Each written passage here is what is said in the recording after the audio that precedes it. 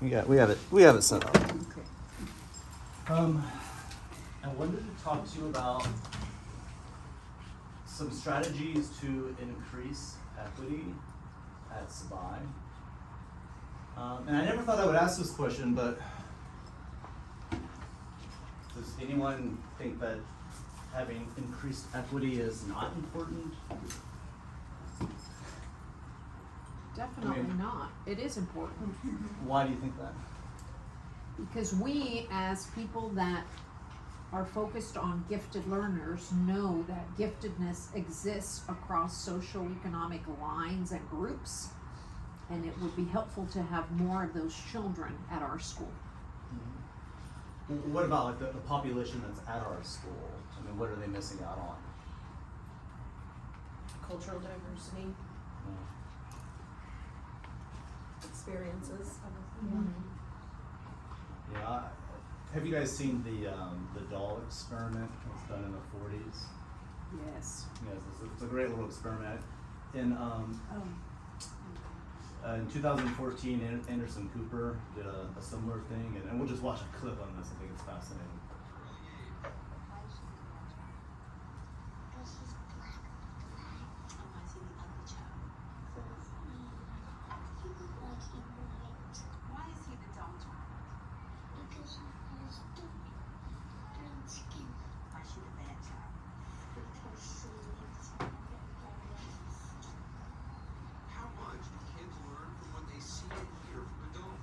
So, I always wonder about implicitly what sort of biases, exist in our population.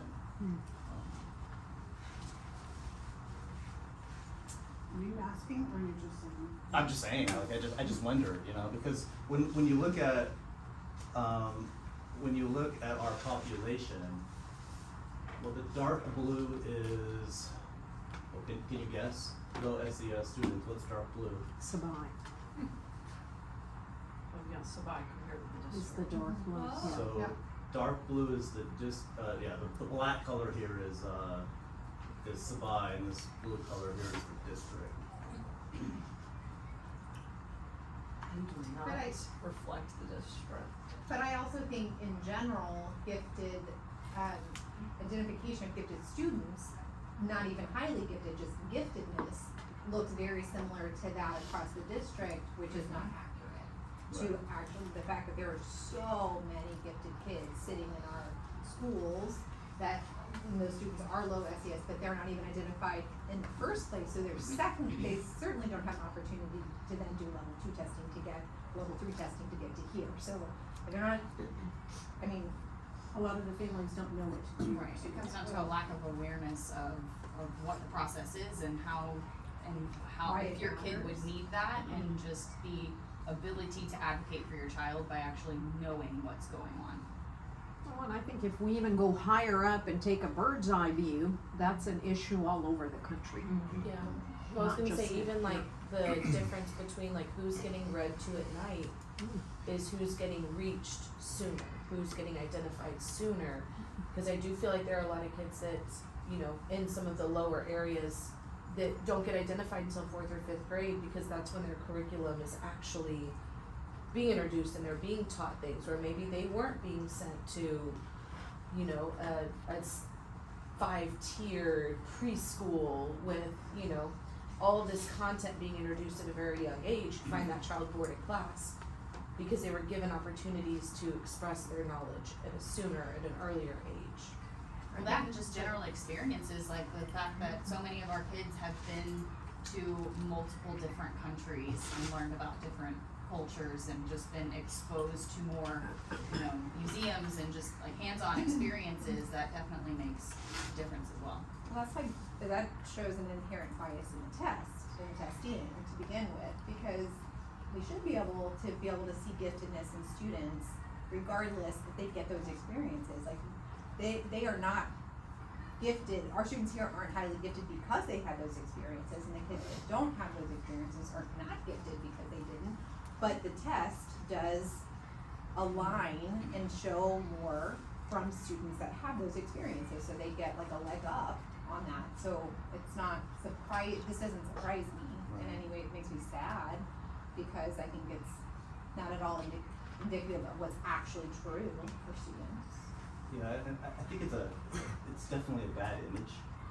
And I don't know, I know Patricia, you know a little bit about like in other states where they've done away with GT programs. I mean, when you look at data like this, it definitely suggests there's a lot of racial bias going on. Well, and that is why, in states like Massachusetts, California, they've done away, very similar because they don't reflect, but in my opinion, it's a case of throwing out the baby with the bathwater. Right.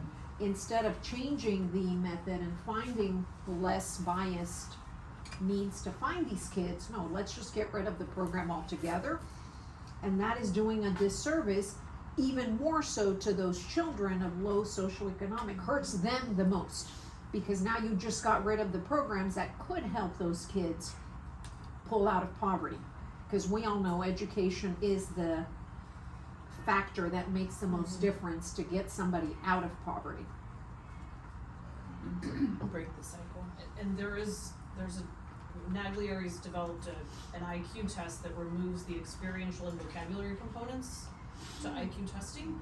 It's still in the phases of validating the results, but it's not widely accepted yet in the same way. So I think that's a piece of the conversation in terms of the identification and ensuring that kids across our district have the opportunities to be here, not just kids whose parents have the knowledge and means. Well, because also just to get to be, like ask for testing to even happen or for a teacher to even consider that. A lot of times kids in low socioeconomic schools and situations, they might actually have an academic gap in one area, but they are gifted. Which is normal. Which is normal, but when you have, if a teacher is the primary source of identification or of nominating students for testing, and they see, if they're not fully trained in what giftedness looks like, and they see a student that's maybe academically low in something, then they're not even getting a chance to test. If that parent doesn't know about it, it's not just the parent side, it's our school side too, and teachers being ready to even offer that for students and understanding what giftedness looks like in students that maybe have academic challenges, and what does that mean? That brings me to the sort of the point of, well, what can we do about it? Because we don't have any control over the identification process. And when you look at, the referral process begins with the parents advocating. Right. And I think it is the case that, and those of you with more experience can help me out. How lag on The this? button on the side is on. So do it. Oh my gosh. Is that what's causing the lag? Will you just look at your screen while you're talking? Don't look at that one. Yeah. It'll make you seasick. So the referral process starts with the parents, and this level 1 testing includes teacher observations, but it's not clear that any teachers are actually, to me anyway, they're actually advocating for their students in this way. I don't think they're trained to identify giftedness. I don't know. It's not clear at all. So, I would actually go to the other end of that and say that they are highly trained in identifying strugglers and kiddos with gaps and being almost hyper-focused on helping them catch up and close gaps, because we even have accountability measures tied to that. And your kids that are fine are fine. Yeah. And we're not thinking, are they gifted? Do they need something different? and this process happens at a campus level during a really busy time of the year. What typically happens is the counselor comes in and says to your staff, like, hey, it's time to refer students. You can refer anybody that you see for any reason. But then you get taken to this, you get this paperwork that gets sent to you, and it's extensive of what needs to be filled out, which is okay. It's the information that they need, and that can be great because that teacher might know that student really well. But if you're referring a kid from before, or you want to refer 5 kids, you're going to be doing hours worth of stuff, and so then it just doesn't happen. I can tell you that I can tell you that in the level